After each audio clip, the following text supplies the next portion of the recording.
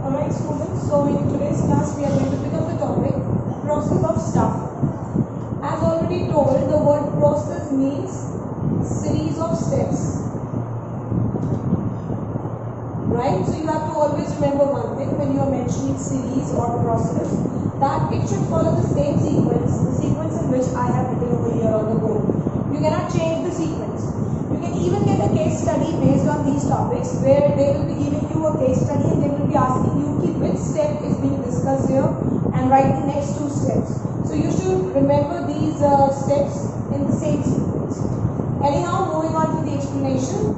The first step is estimating manpower requirement. Estimating means to calculate. The calculation cannot be accurate, but at least we can make an analysis on the basis of two steps. One is workload analysis. Another one is workforce analysis.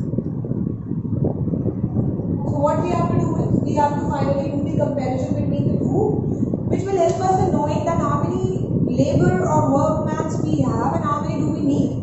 Do we have the same number, and if there is a variation then we can appoint. Second is recruitment. Recruitment is a positive step. Why it is a positive step? Because it induces or attracts large number of people to apply for the job. It's all about getting a large options. Moving on to the next step, that is selection. This is also known as negative step. Why it is known as negative step? Because here rejection is more. There is selection. Right? So out of all the candidates who have applied, we basically sort out, we select on the basis of it can be written test, interview, various ways are there, which are decided by the organizations.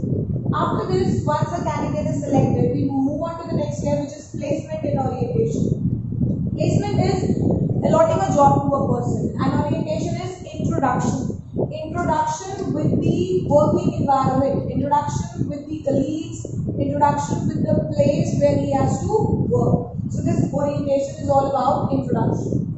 After that, moving on to the next step, it's training and development. See, we need to provide training to the workers from time to time, because with the change in the environment, there is a change in the business techniques also. So we need to make sure that our workers are trained, and this training is going to help with the overall development of the employees. Employees should be given the chance to improve their performance as far as possible. Workshops should be arranged, training programs should be there, their career advancement things should be taken care of. So all this is going to come under the category of training and development. Moving on to the next step, that is performance appraisal. Appraisal means to evaluate, right? So the performance of the employees should be evaluated. There is a performance sheet being prepared where we write down what is best in a particular employee, where he is positive at, what he is lacking at. So we basically appraise his performance, and on the basis of this performance appraisal report, the promotion and career planning of an employee should be done. The employee should be promoted to the upper level or to the higher job, right? This all should be done. This is going to develop his career. This is going to plan his career. And finally, the compensation. Compensation can be like the extra benefits other than the salary. The salary should be provided according to the job profile a person holds. Besides that, he should be also compensated in the form of various incentives. Incentives can be monetary also, incentives can be non-monetary also. So these are the overall steps which are involved in staffing.